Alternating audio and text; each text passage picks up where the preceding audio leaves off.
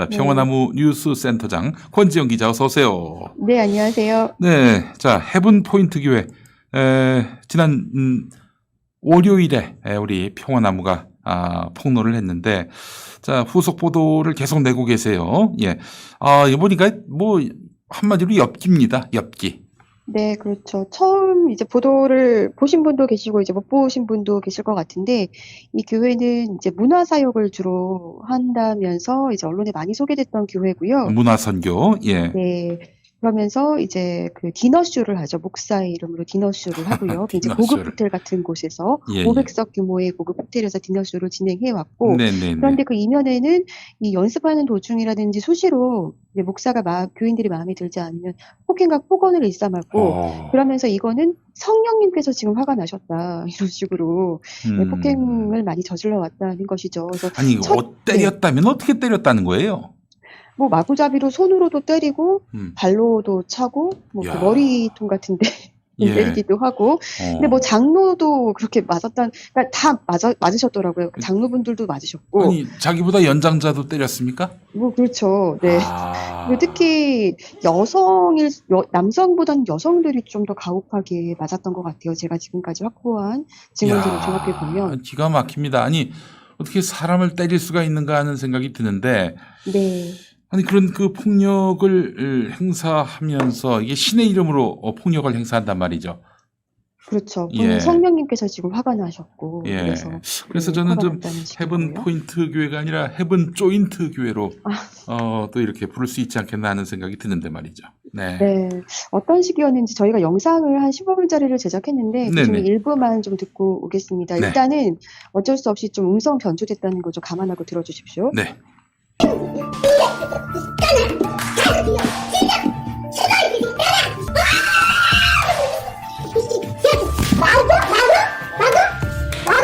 네. 자, 네. 지금 뭐 변조된 소리라서 여러분들이 무슨 이야기인가 하실 수도 있는데, 뭐 하여튼 팍팍 때리는 소리가 들리고요. 중간에 막 그 굉음을 목소를 괴성을 지르기도 하고. 예, 괴성을 지르는 굉음이라고 했네요. 괴성을 질렀는데 그건 누가 지른 거예요? 예, 곽세지 목사. 그 때린 사람이? 네, 본인이 이제 본인 분의 문의여서. 네. 그래요. 야. 아니, 이 사람, 교회를 운영할 게 아니라 병원에 가서 좀 치료를 받아야 되지 않을까 하는 생각이 드는데, 이 기가 막힌 거는 사실 폭행만이 아니에요, 사실. 네, 그렇습니다. 일단 배경을 좀 설명을 해드려야 될 것 같은데요. 네네. 이 교회는 이 여성 목사, 방금 이제 목소리를 들으신 소리 지르고 그분, 곽세지 목사가 부목사입니다.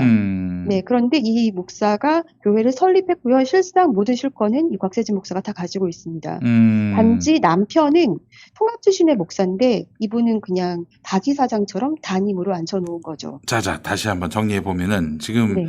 이 교회 헤븐 조인트 교회가 아니라 헤븐 포인트 교회, 이 교회 담임 목사는 이 곽세지라는 여성 목사의 남편 목사, 이름이 하만복인데, 이 사람은 대한예수교 장로회 통합 측, 영성교회도 있고 영락교회도 있고 뭐 소망교회도 있는 이런 교회 교단 출신인데, 이 사람이 담임 목사고 지금 문제의 곽세지 목사, 사람을 마구 때리는 여성 목사는 부목사로 돼 있지만은 곽세지 목사가 사실상 이렇게 실권을 쥐고 있는 것이다.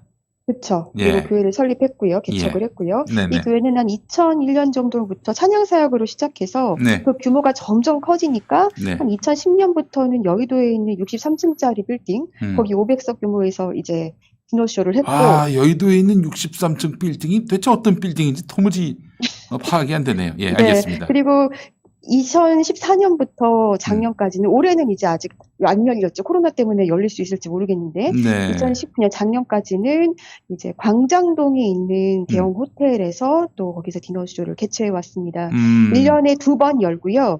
이 중에 한 번은 선교사들이나 미자립교회 목사들을 무료에 초청해서 공연을 하기 때문에 이것 때문에 굉장히 많은 찬사를 받으면서 그동안 개신교계 언론에서도 굉장히 많이 소개를 했어요. 글쎄 말이에요. 헤븐 포인트 교회 혹은 곽세지 목사 이 이름만 포털에 넣고 검색해도 개신교 언론들이 얼마나 이 곽세지 목사의 활동에 대해서 찬사를 아끼지 않았는지 알 수가 있습니다. 네, 그렇죠. 그래서 각종 언론에서 이렇게 소개가 됐는데 이 공연은요, 딱 봐도 이상합니다. 왜냐하면 목사가 항상 주인공이에요. 곽세진 목사가 주인공이고 거의 개인 콘서트 수준으로 네. 한 10곡 이상을 혼자 불러요. 이건 다 그래요? 곽세진 목사가 하나님으로부터 영감을 받아서 썼다는 본인의 곡들이에요. 그리고 이렇게 많은 곡을 부르면서 거의 뭐 뽕짝 같은 노래거든요. 근데 이제 의상도 한 10번은 갈아입고 나옵니다. 네. 그래요. 아니, 의상을 10번 갈아입는다. 한 번에 디너쇼에서. 그렇죠. 그렇다면은 이건 네. 뭐 거의 나훈아급인데요?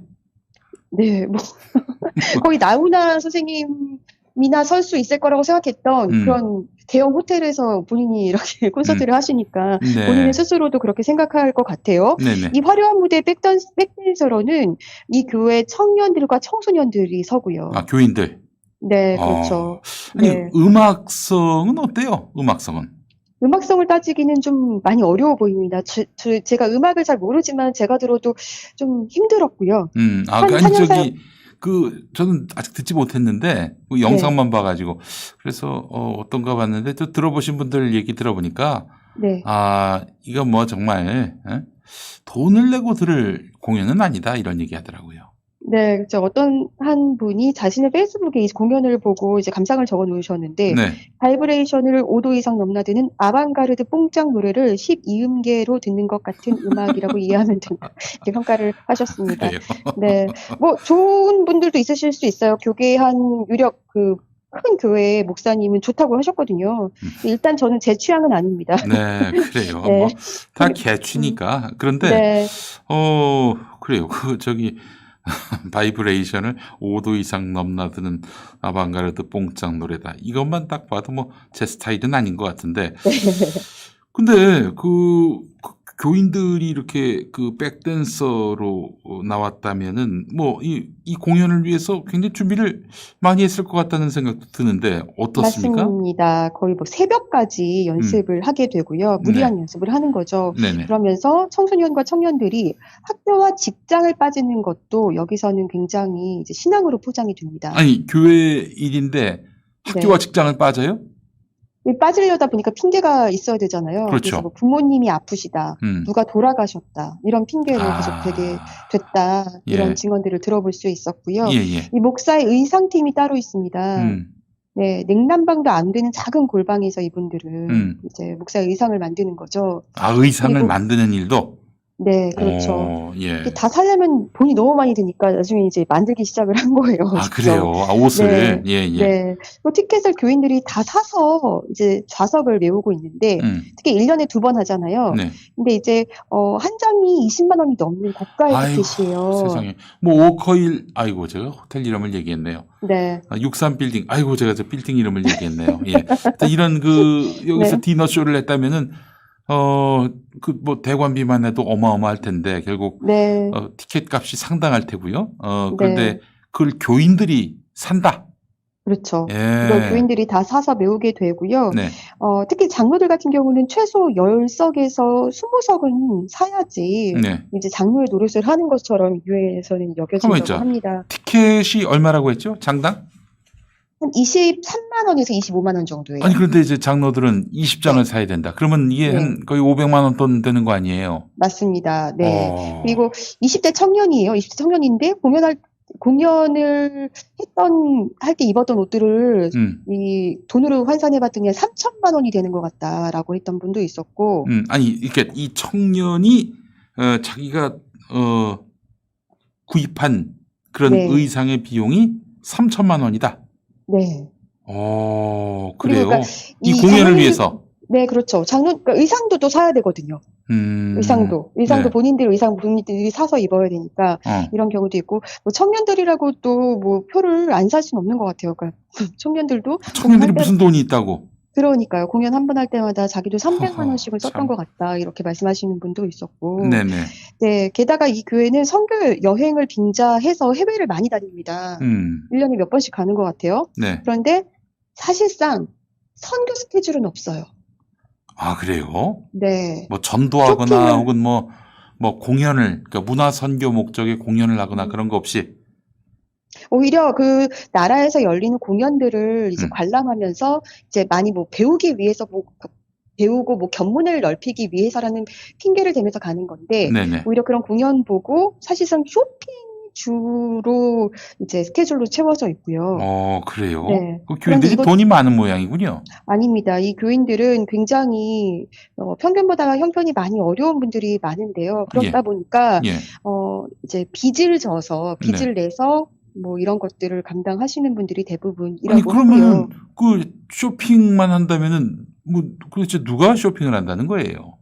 그 곽세진 목사와 이제 교인들이 가서 같이 쇼핑을 하는 거죠. 그러니까 교인들이 네. 여행을 갈 때 트렁크를 2개 가져갑니다. 그러니까 하나는 개인 트렁크고요. 하나는 빈 트렁크예요. 네. 거기다가 그 싸구려 옷들 우리나라 돈으로 10,000원 안팎의 옷들을 가득 담아와서 그거를 가져온 후에 몇 배를 붙여서 교인들에게 판매를 한다는 거예요. 안 간 교인들한테. 네. 하하. 아니, 이쯤 되면은 그 교회 내부에서 어떻게 네. 이럴 수가 있는가라면서 막 문제 제기하고 들고 일어나고 그럴 것 같은데요.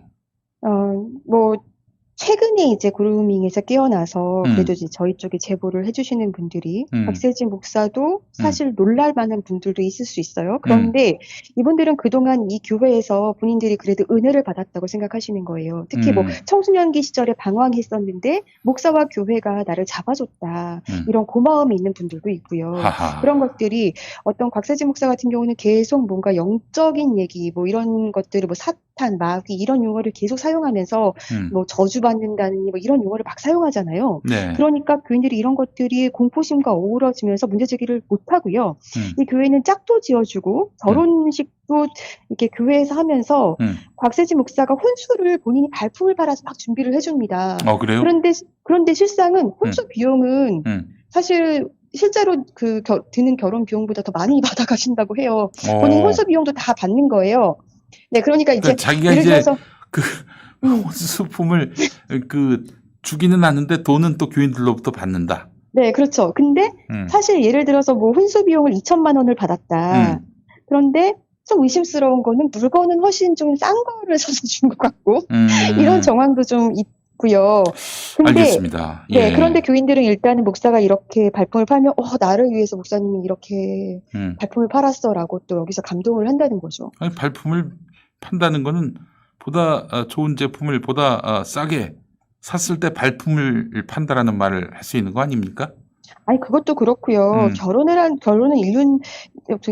사람의 인생이 진짜 정말 중요한 행사이고 중요한 일인데, 네. 그리고, 그런데 이거를 부모님과 함께 하고 본인들이 사고 싶은 걸 사야지 왜 목사가 자기가 마음대로 사줍니까?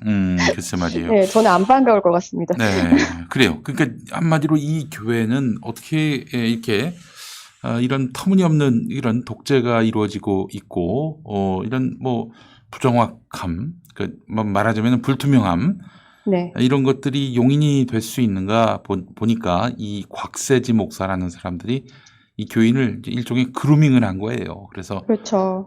또 이제 이탈하려고 그러면은 혹은 뭐 자기한테 반기를 들려고 하면 넌 지금 성령님을 슬프게 하는 거야.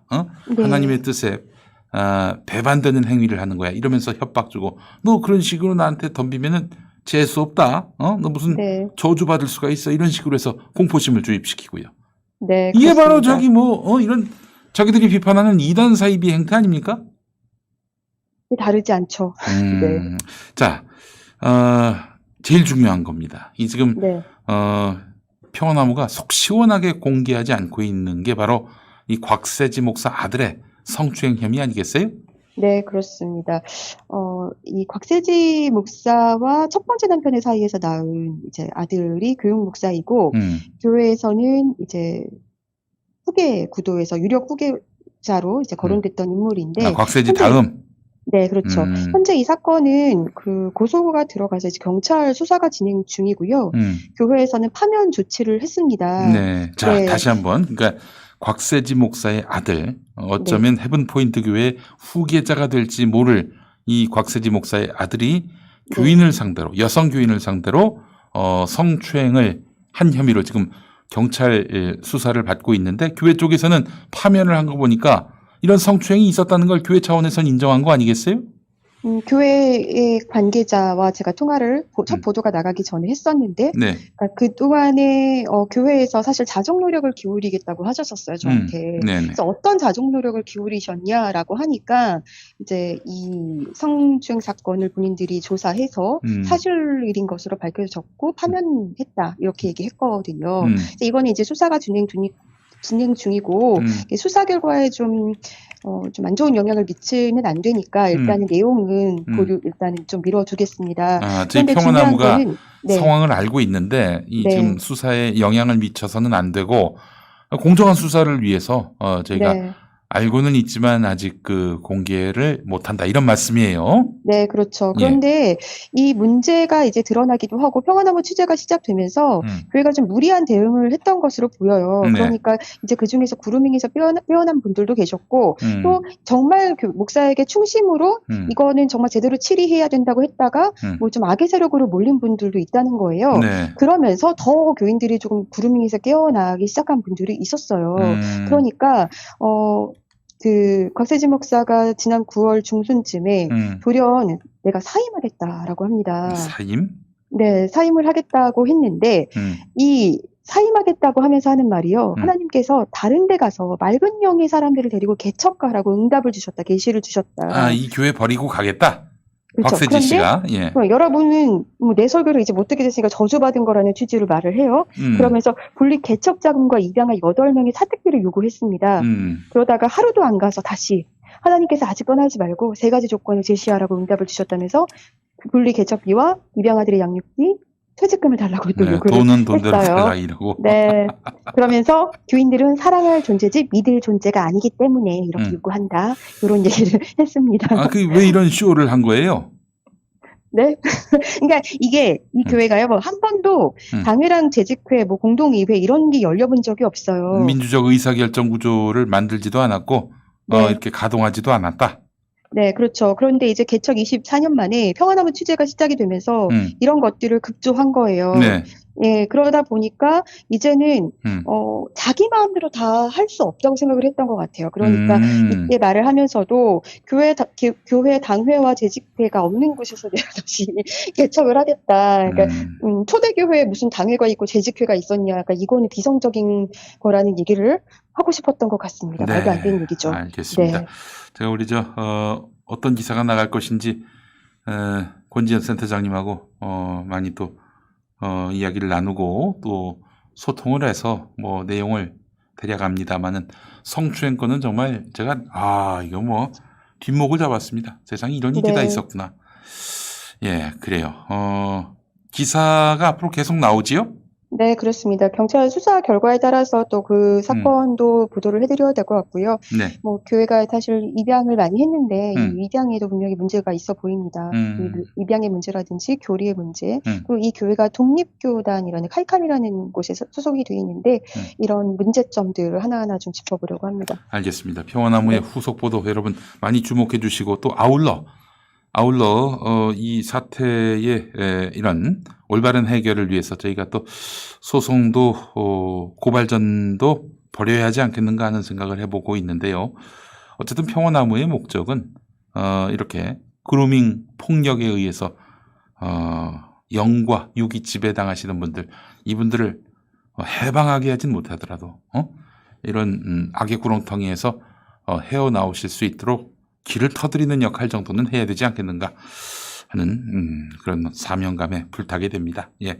자, 계속된 노력 부탁드리면서 평화나무 권지현 뉴스센터장 말씀 잘 들었습니다. 네, 감사합니다.